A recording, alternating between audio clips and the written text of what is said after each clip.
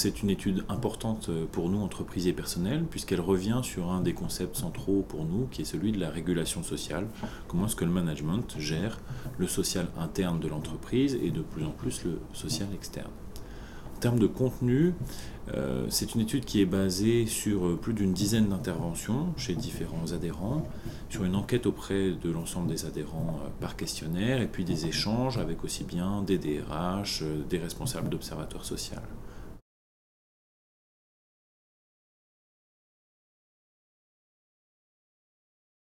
Au départ de cette étude, il y a deux principales interrogations qui nous viennent à l'occasion des diagnostics sociaux que nous réalisons fréquemment, Jean-Pierre Basilien et moi-même, ensemble ou séparément.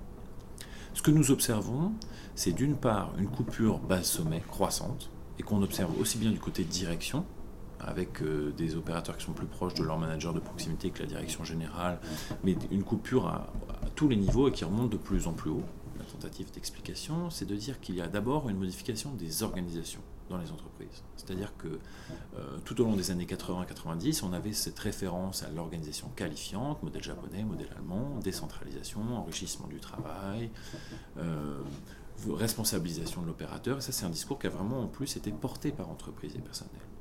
Et puis à partir des années 2000, avec l'informatisation notamment, on a vu une redécomposition du travail, une retaylorisation avec des tâches à plus faible valeur ajoutée qui sont sous-traitées, avec une organisation par silo dans beaucoup d'entreprises. Et dans ce cadre-là, évidemment, moins de poids pour les corps intermédiaires, les hiérarchiques, pour modifier l'organisation du travail et le négocier avec des acteurs syndicaux. Ça, c'est le premier point. Le deuxième, c'est une réflexion plus générale sur l'organisation de la société, avec deux types de travaux qui peuvent être mobilisés. D'une part, ceux de Alain Ehrenberg, qui parle, lui, de société de la performance, en disant que le 19e, le 20e, on est encore dans une société d'interdits, avec une révolte, du coup, contre les interdits.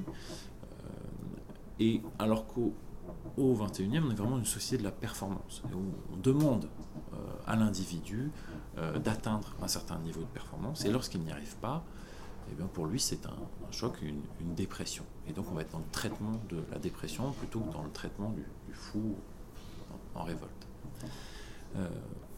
Ça c'est une approche. L'autre c'est la société du risque, qui est un livre d'Ulrich Beck, qui dit que dans la société hyper moderne, il y a d'abord le risque industriel, qui est celui de l'explosion, et on a tous des cas en tête, mais également le fait qu'on est une société assurantielle, où donc une part croissante de l'activité est liée à la prise en charge collective de risques individuels.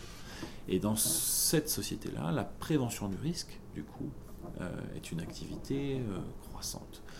Et ça, on le voit bien à travers la figure de la prévention des risques psychosociaux, qui mêle ces deux aspects-là, et qui est du coup une nouvelle manière de conduire la lutte, si on veut. Et on a vu clairement des organisations syndicales qui se mobilisent pour faire reconnaître l'existence de risques psychosociaux, de stress, et qui sont des lanceurs d'alerte plus que des organisateurs de mouvements collectifs. Et de la même manière que les hiérarchiques sont moins en pilotage de l'organisation du travail et beaucoup plus en gestion des interfaces. Donc ne pas abandonner l'interne et plutôt l'aborder en se disant quels sont les risques. L'étude propose justement une typologie des risques et des enjeux sociaux, à savoir l'engagement, la motivation des équipes, leur niveau de compétence, leur employabilité, la santé, aussi bien physique que mentale, la conflictualité ou la coopération, toujours plus nécessaire, et l'équité, qui est aujourd'hui un enjeu majeur et croissant dans beaucoup de points, aussi bien sur l'aspect conflictuel que sur ses conséquences sur la santé ou que sur ses conséquences sur la motivation. Donc ça, c'est un premier rapport. Faites votre typologie de risque, regardez quelles sont les populations concernées et regardez aussi quels sont les acteurs qui peuvent y répondre. Sachant qu'un biais, souvent, c'est de dire on va responsabiliser les managers de proximité, alors que précisément, on a vu qu'aujourd'hui, ce ne sont pas forcément eux qui ont le plus de marge pour agir. La deuxième réponse de l'étude, c'est de dire il y a actuellement beaucoup de directions fonctionnelles qui envoie des contraintes organisationnelles avec un fonctionnement par silo. La réponse serait peut-être plutôt à chercher en se mettant à la place des opérationnels et en disant que le DRH devient le porte-parole des opérationnels et organise le dialogue entre les directions fonctionnelles pour éviter toutes ces contraintes qui tombent en pluie sur des managers qui n'en peuvent mais.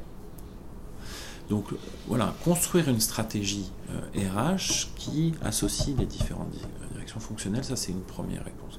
Et l'autre, c'est de dire si vraiment les directions tiennent à communiquer sur des engagements de type sociaux, de type RSE, et qu'elles veulent que ces engagements soient crédibles, alors il faut qu'ils se retrouvent dans les objectifs qui sont donnés à l'ensemble des managers jusqu'au niveau des salariés. Et ça, c'est l'aspect performance sociale, c'est-à-dire définir une stratégie qui comporte un volet social et le décliner dans des objectifs qui soient perceptibles jusqu'au niveau des salariés. Voilà globalement les préconisations de l'étude. François Dubreuil, merci pour cette présentation. J'invite tous ceux qui souhaitent en savoir plus à consulter les entrées que vous avez rédigées sur le blog Entreprises et personnel, et notamment les schémas. L'étude est téléchargeable sur notre site par les RH des entreprises adhérentes à Entreprises et personnel.